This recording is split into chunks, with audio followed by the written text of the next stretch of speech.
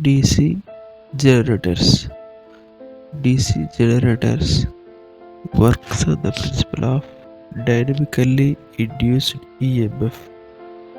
There are two principles. One is statically induced EMF and dynamically induced EMF. Transformer is statically induced EMF, works on the principle of statically induced EMF, whereas a DC generator is works on the principle of dynamically induced EMF. Now, the DC generator is a electromechanical energy conversion device used to convert mechanical energy to electrical energy.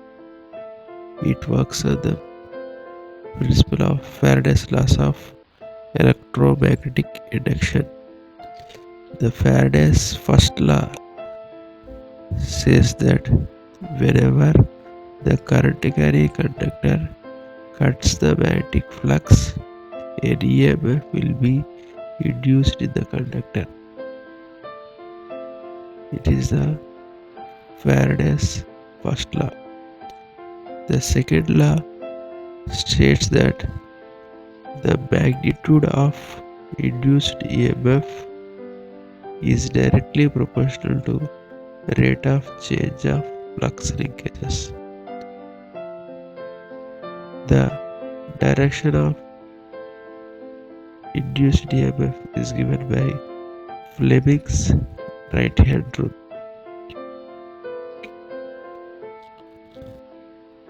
According to Fleming's right hand rule,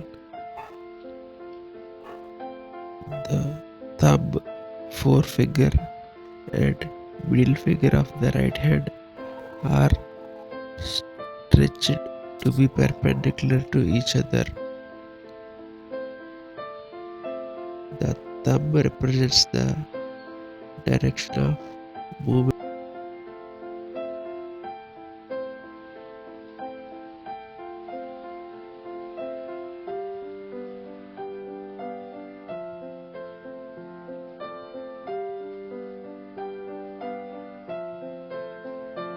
Construction of DC machine.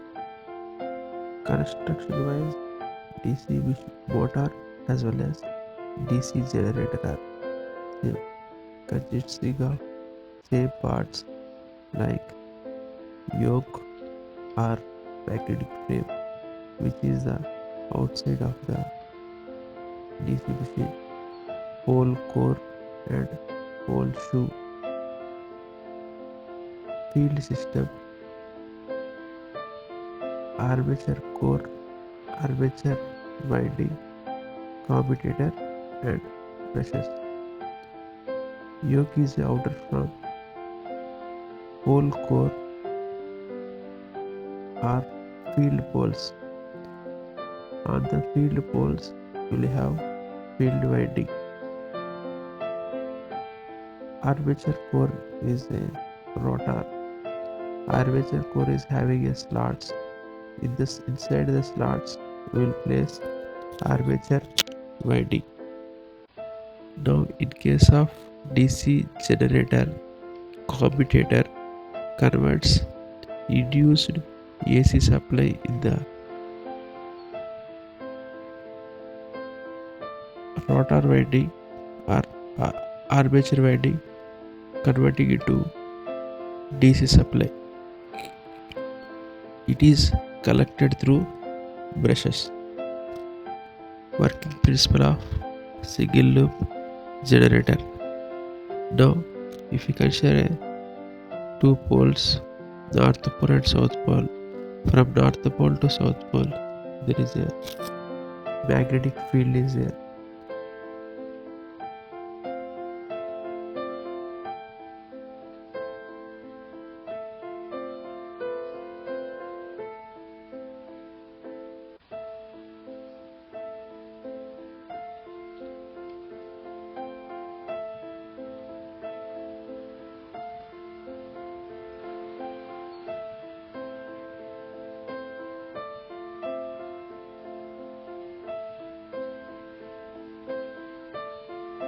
at 0 degree position A.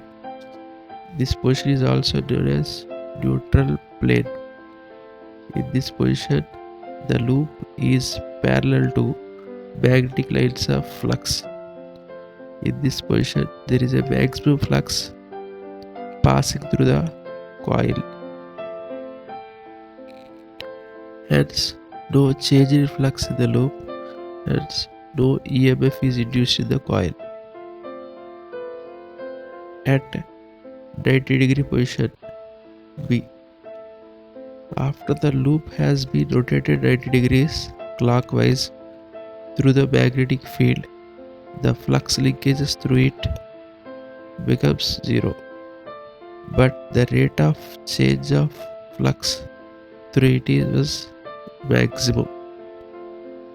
This results in an induced EMF which climbs from 0 to peak value. At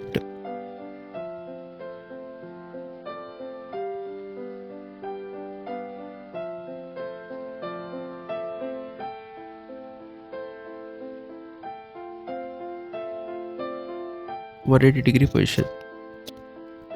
Once again, the coil is rotated 80 degrees clockwise, resulting in the completion of 180 degree cycle. Here, the loop is perpendicular to the magnetic lines of force. This means that there is a maximum flux density through it, resulting EMF to falls back to zero. At 270 degree position. At 270 degrees, the flux linkages through the loop is once again zero, but the rate of change of flux is maximum. In this position, the EMF induced goes up to its peak value, but this time it's in the reverse direction. At 360 degree position A, the loop is rotated through another 90 degrees such that it completed a rotation of 360 degrees. The flux linkages through it is maximum and the voltage decreases back to zero. Hence, the EMF induced in a single loop generator is an alternating in nature. Now, the induced EMF is collected through the commutator and brushes.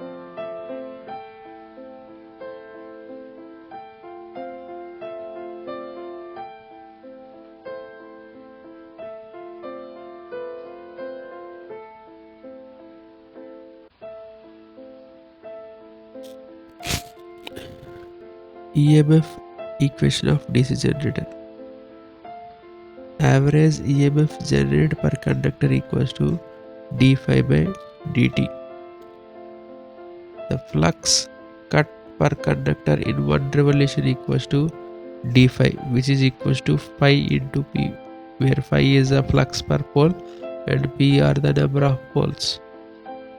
Number of revolutions per second is given by speed n by 60, where n is in rpm, n by 60 is in revolutions per second. Therefore, time for one revolution is 60 by n. The EMF generated per conductor is given by d phi by dt, change in flux with respect to time. Therefore, d phi by dt equals to p pi n by 60 volts. But the generated EMF Eg will be equals to generated EMF in any parallel path. Since you are having z number of conductors, the generated EMF Eg is given by pi z n by 60 into p by a, where p is the number of poles and a is number of parallel paths.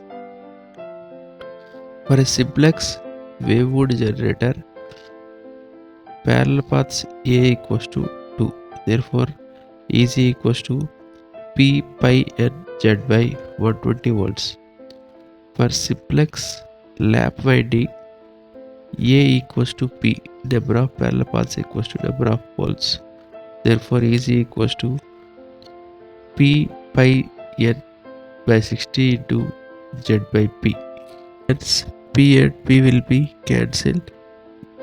EZ equals to pi Zn by 60 volts. Types of generators. Based on the excitation given to the field winding, the DC generators are classified into two types: separately excited DC generator and self-excited DC generator. Coming to separately excited DC generator, field winding is separated and armature winding is separated. Across field winding will give field voltage Vf. Across armature winding is connected to supply a voltage through the load. In separately excited generator, field winding is energized from a separate voltage source in order to produce flux in the machine, and as shown in figure below. The flux produced will be proportional to the field current in unsaturated conditions of the poles.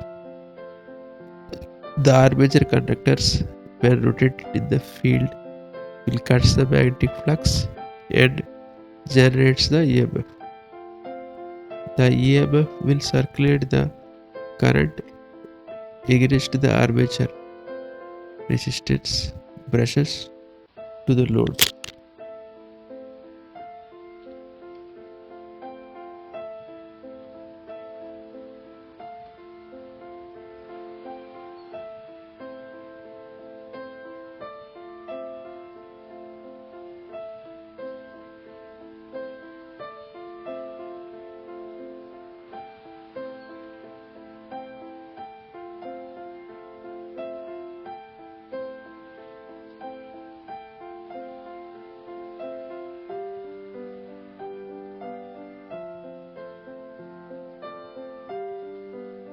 Self-excited DC generators.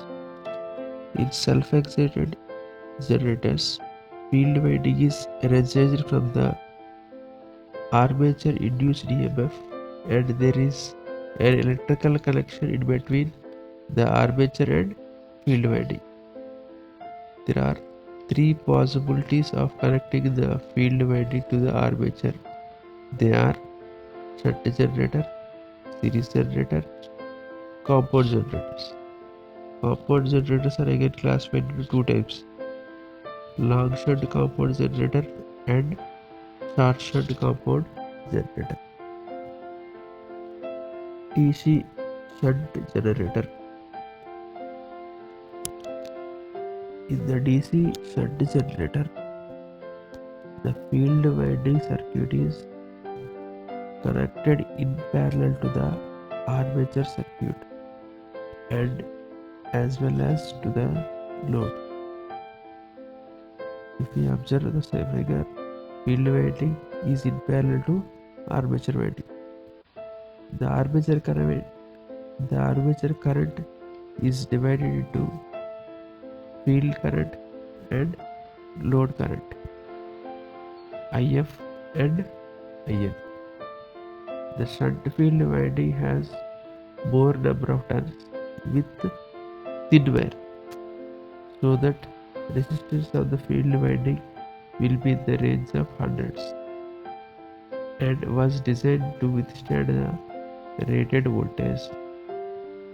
By applying KVL to the armature loop, EZ equals to V plus IARA plus brush drop, and the shunt field current ISH is given by V by RSH, and armature current IA is equals to IL plus ISH.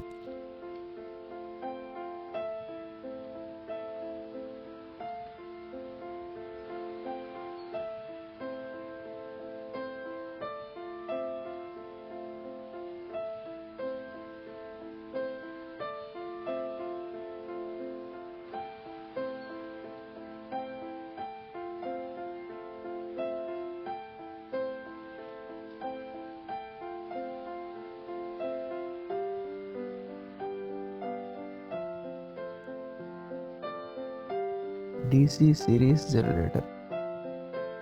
In the DC series generator, the field winding is connected in series with the armature circuit as well as to the load. Here the armature current is equals to series field current and it is equals to load current. The series field winding is less number of turns with thick wire, so that the resistance of the field winding is smaller value and was designed to carry the rated current.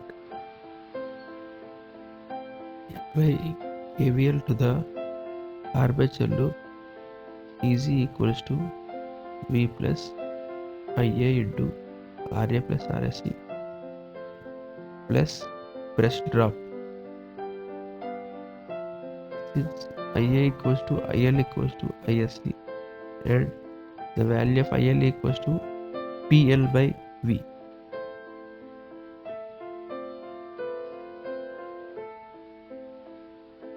DC compound generators. A compound generator has two field windings wound over the field poles. The coil having large number of turns and thinner cross-section area is called shunt field coil, and the other having few number of turns and large cross-section area is called series field coil. Based on the series field coil winding and connected to the armature, the compound generators are classified as long shunt and short shunt generator. Short shunt generator. In short shunt compound generators, the series field winding is connected in series to the load and shunt field winding is connected in parallel to the armature, and the series combination of the load and series winding. Thus, the series field current will depend on the load variations, which will affect in further the shunt field current. By applying KVL to armature loop, EG equals to V plus IARA plus IL RSC. RSC is the series field resistance plus brush drop, and IA equals to IL plus ISH, and IF or ISH equals to V plus IL RC by RF.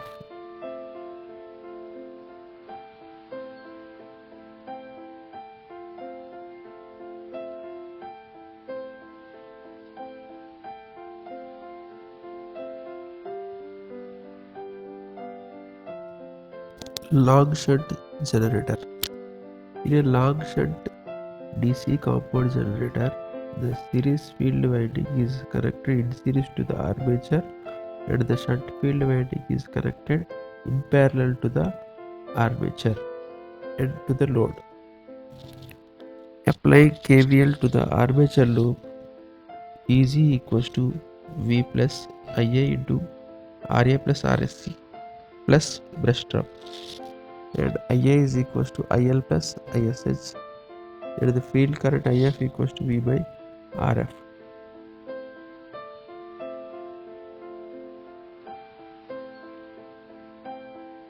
Also, the DC compound generators are further classified into two types based on the compounding of series flux and shunt flux. They are cumulative compound and differential compound generators. In cumulative compound generators, the series flux aids to the shunt field flux and the net flux is increases, whereas in the differential compound generators, the series flux opposes the shunt field flux and the net resultant flux is decreases. The arrangement of the series and shunt field coils in the pole core in both cumulative and differential compound generators. DC motors. Working principle of DC motor. Its operation is based on principle that when a current carrying conductor is placed in the magnetic field, the conductor experiences a mechanical force. The direction of the force is given by Fleming's left-hand rule, which states that stretch the first three fingers of the left hand mutually perpendicular to each other in such a way that the central finger indicates the direction of current in the conductor, forefinger indicates the direction of magnetic field, and thumb indicates the direction of force developed by the conductor. The magnitude of force developed by the conductor F equals to BIL sin theta, where B is the flux density, I is the current flowing through the conductor, and L is the length of the conductor, and theta is the angle between magnetic flux and the conductor. Figure shows the magnetic poles, north pole and south pole. Once you give a supply to the slip rings or commutator, a current is flows in the coil. When a conductor cuts the whenever a current carrying conductor cuts the magnetic field, a force will be produced on the conductor, and conductor starts rotating. That is given by the axis of rotation. Conductor starts rotating. The direction of force is given by Fleming's left-hand rule.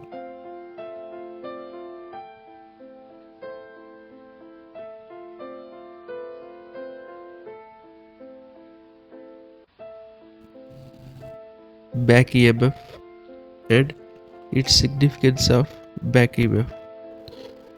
Back EMF. When the armature of the DC motor rotates under the influence of the driving torque, the armature conductors moves through the magnetic field, and hence an EMF is induced in them as per Faraday's laws of electromagnetic induction. The induced EMF acts in opposite direction to the applied voltage, and it is known as back or counter EMF EB. Significance of back EMF. The presence of back EMF makes the DC motor a self-regulating machine. That is, it makes the motor to draw as much armature current as is just sufficient to develop the torque required by the load.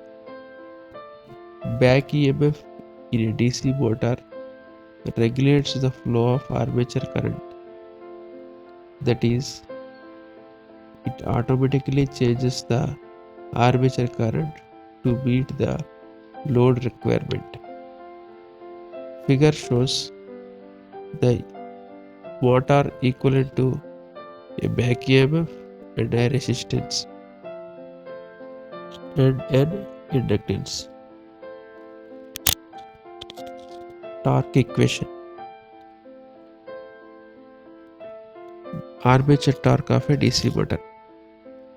Torque is the turning and twisting movement of force about an axis and is measured by product of force and radius at right angles to which the force acts, that is T equals to F into R. Let T is the torque developed by the rotor of the motor in Newton meter. Phi is the flux per pole in Webers. Z is the number of armature conductors. Ia is the armature current in amperes. P is number of poles. A is number of parallel paths. And R is the radius of the pulley in meters. Work done by the pulley W equals to force into distance F into 2 pi R. Power P is given by work done per time. Therefore, power P equals to F into 2 pi R by 60 by N. Therefore, power P equals to 2 pi Nt by 60. We can write 2 pi N by 60 is nothing but omega, which is called angular speed. Power developed by the armature in the gross mechanical power and is given by P equals to Eg into Ia. By substituting the Eg term, Eg equals to pi z by 60 into P by A, we can obtain the value of torque T equals to 1 by 2 pi z Ia into P by I, which is equals to 0.159 pi z Ia into P by A. Units are in Newton meter.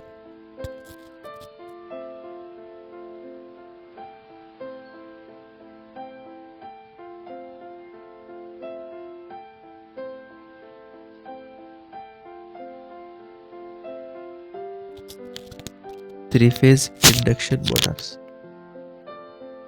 The most common type of AC motor being used throughout the world today is the induction motor. The applications of induction motor of size varying from half of a kilowatt to thousands of kilowatts. The advantages of AC induction motors are simple design, rugged construction, reliable operation, low initial cost, easy operation and simple maintenance, simple control gear for starting and speed control, and high efficiency.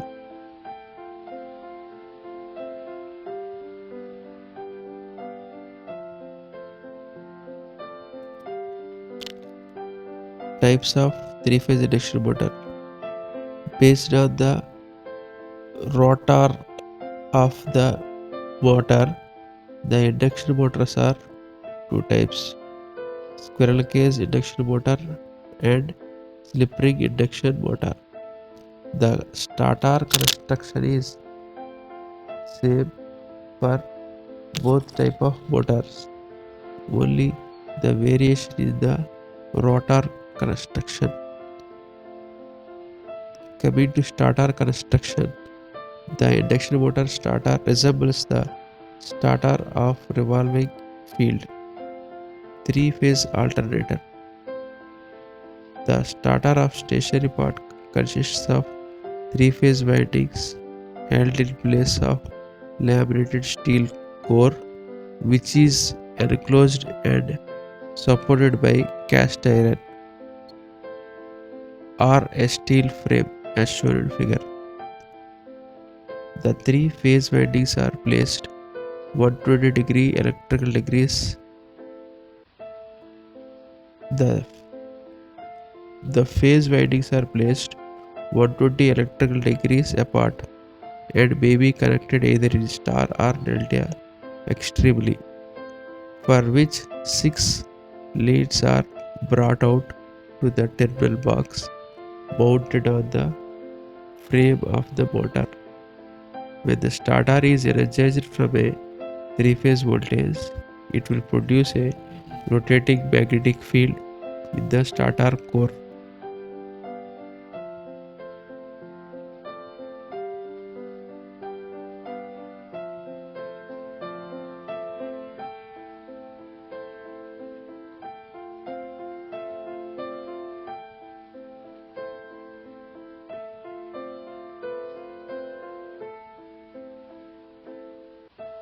Rotor construction. The rotor of squirrel cage induction motor, or the rotor is look like a cage of a squirrel having skewed as shown figure. Coming to slip ring induction motor, the slip ring induction motor rotor. The rotor of slip ring induction motor, also cylindrical, are constructed of laminations. Squirrel cage induction motors have a rotor with shorted circuit bars, whereas slip ring rotors have wood rotors having 3 windings, each connected in star. The winding is made of copper wires. The terminals of the rotor windings of the slip ring motors are brought out through the slip rings, which are in contact with stationary brushes, as shown in figure. Comparison of squirrel cage induction motor and slip ring induction motor. Rotor construction. Bars are used in squirrel cage induction motor. Bars are used in rotor. Squirrel cage motor is very simple, rugged, and long lasting, no slip rings and brushes. Whereas in slip ring induction motor, winding wire is to be used. Wood rotor required attention. At the same time, slip rings and brushes are needed and also need frequent maintenance. Starting. Squirrel cage induction motor can be starts by using DOL star delta starter or auto transformer starter. DOL means direct online starter. Whereas slip ring induction motors are starts with rotor resistance starter is required in slip ring induction motor. Starting torque is low in case of squirrel cage induction motor. In slip ring induction motor, starting torque is high.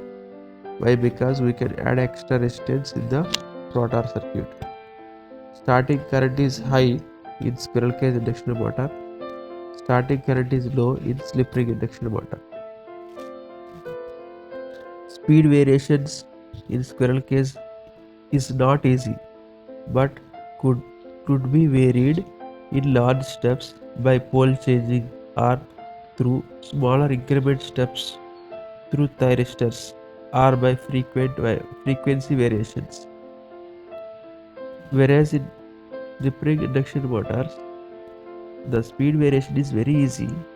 Speed change is possible by inserting rotor resistance using thyristors or by using frequency variation injected EMF in the rotor circuit cascading. Maintenance is zero in squirrel cage induction motor, whereas in slip ring induction motor it requires some maintenance. Cost of the squirrel cage induction motor is low, whereas the cost of the slip ring induction motor is high. Concept of rotating magnetic field. Consider three-phase currents displayed in time by 120 degrees as shown. When three-phase windings are displaced in a space by 120 degrees are fed by three-phase currents.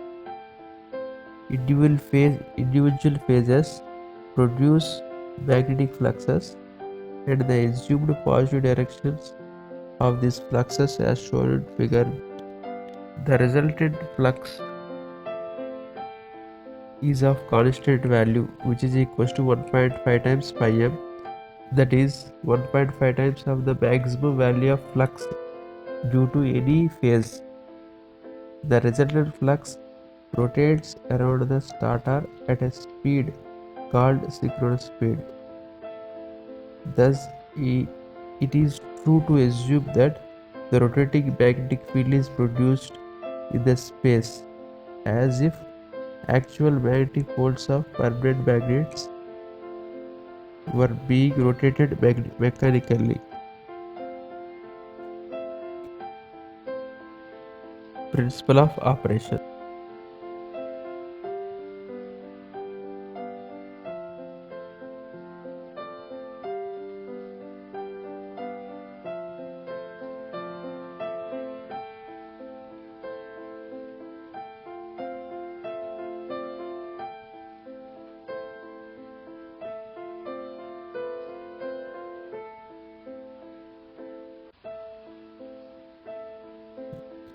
The starter hosts a three-phase winding distributed symmetrically on its inner periphery. This starter winding is energized from three-phase supply. The rotor also hosts a three-phase winding on its periphery, but the rotor winding is not energized from any source and is short-circuited on itself. When the three-phase starter winding is energized from three-phase supply, a rotating magnetic field is produced, which rotates around the starter at synchronous speed.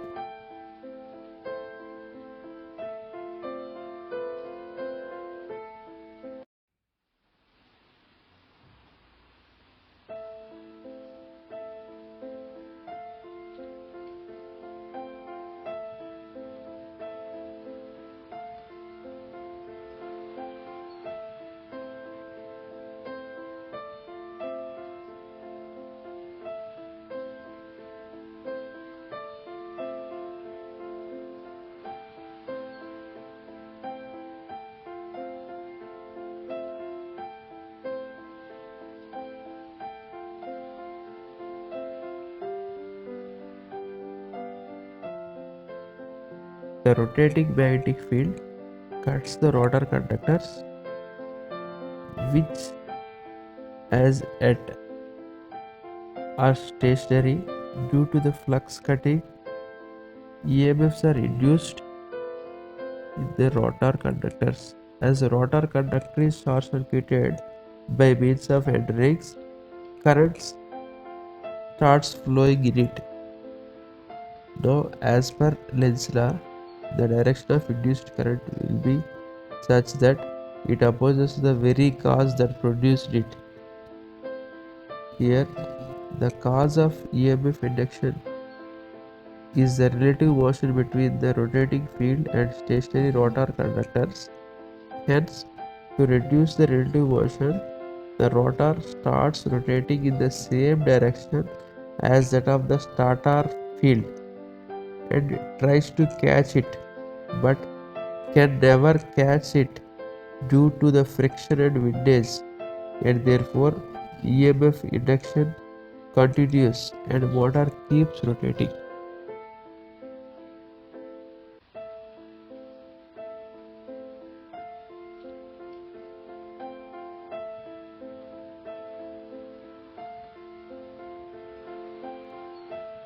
Frequency of rotor.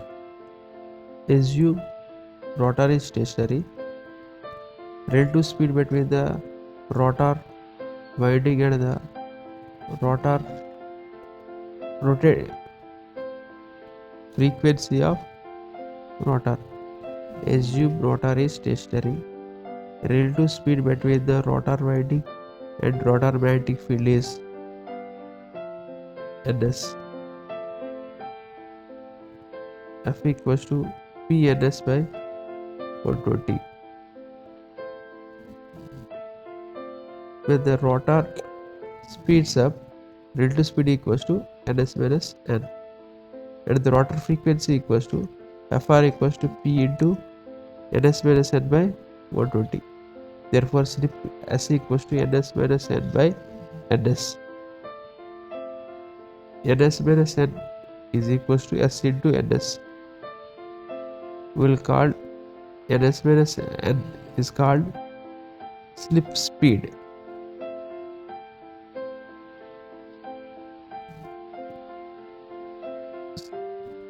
And the slip frequency Fr equals to S into F. S into F is the slip frequency. Please subscribe, share and comment if you like. Thank you for watching.